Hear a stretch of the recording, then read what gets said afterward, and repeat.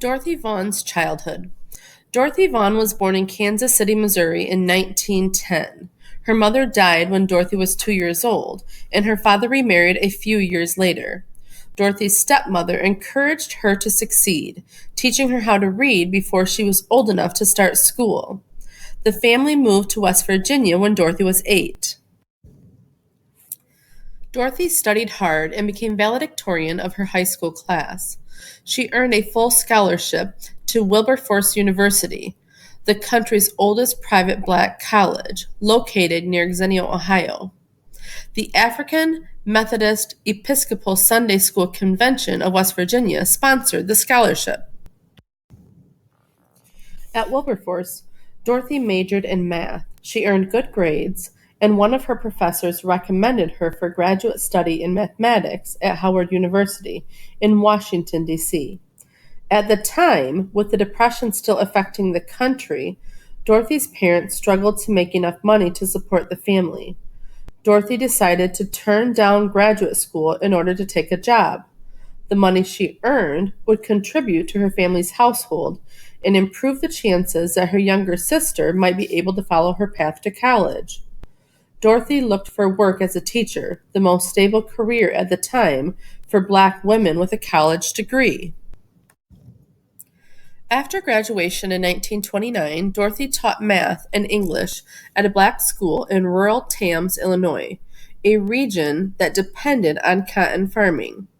That year, the Depression caused a collapse in cotton prices that hit the area so hard that the local school board closed Dorothy's school, leaving no public education available for African American students. Dorothy was forced to look for work again, and she found another teaching job at a school in coastal North Carolina. But things weren't any better there. That school also ran out of money in the middle of the year. Dorothy returned home and worked as a waitress at a hotel until 1931, when she took a job teaching in Farmville, Virginia. It was in Farmville that Dorothy met Howard Vaughn, a tall, charismatic bachelor who worked as a bellman at various luxury hotels. Howard traveled south to hotels in Florida in the winter, and north to hotels in upstate New York and Vermont in the summer. In between jobs, he always returned to Farmville, where his family lived. I want you to consider whether this section is teaching about the same central ideas, themes, and issues as the section before, or if it's teaching something new. Take a few minutes to pause the video and jot your thinking.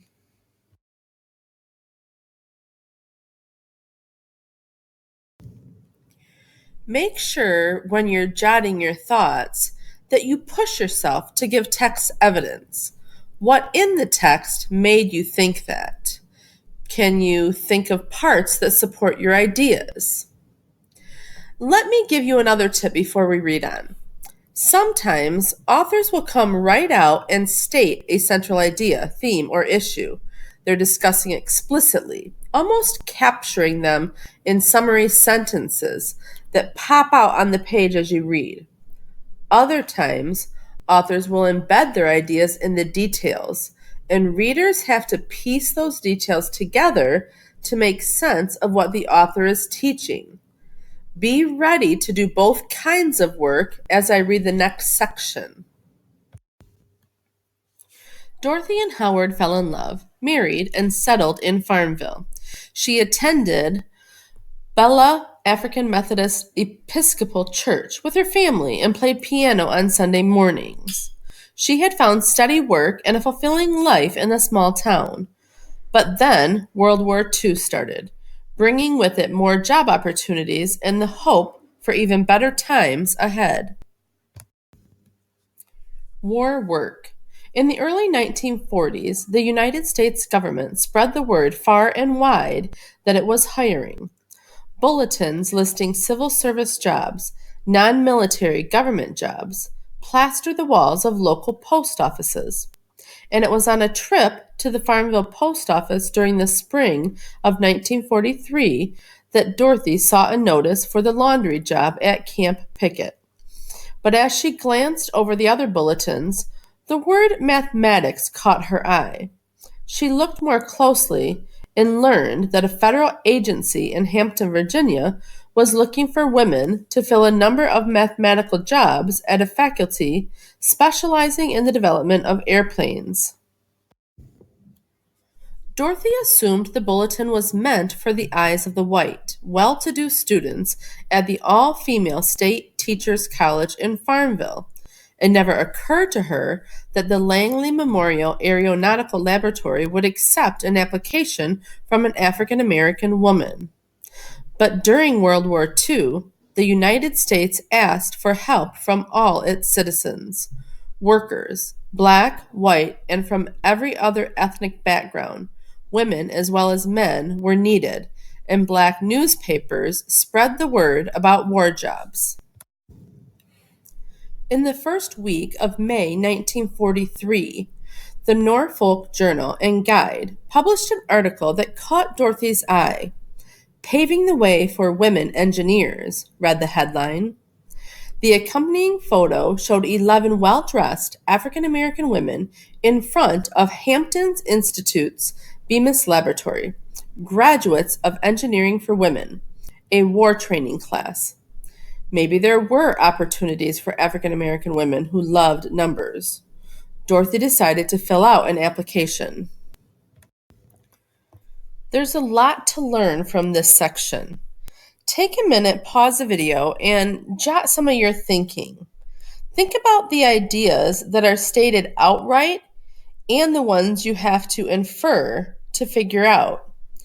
Try and remember sentences that clearly state something important about the time period or about the war or social groups. There are a few. Let me share what I was thinking, and will you consider whether the ideas I share match the ones you generated? I noticed two sentences that seemed to pop out the same idea. Do you remember these? But then World War II started, bringing with it more job opportunities and the hope for even better times ahead. And this sentence. But during World War II, the United States asked for help from its citizens, workers, black, white, and from every other ethnic background. Women as well as men were needed, and black newspapers spread the word about war jobs. These both seem to teach about a similar central idea. I think we could jot that World War II job opportunities and hope to black women and men.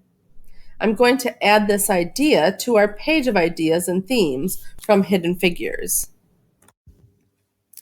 You probably also noticed that Dorothy keeps applying for different jobs because the schools where she's working keep getting closed. But you have to stop and think about how this could teach you something. One thing I'm thinking is that people like Dorothy, educated African American women, didn't have many chances to use their education in the workplace. This seems important too, and it brings up some major issues: racism and white privilege. I'll jot these down so we can hold on to them as we keep reading. Before I read on, let me give you one more tip. You know that just like in the fiction books you read, literary nonfiction books often teach themes. Many of the same themes you know well from your fiction texts will transfer over to your nonfiction texts. As I read this next section, think about whether this part might hint at a familiar theme. Go to Read Aloud Part 3 for the next section from Hidden Figures.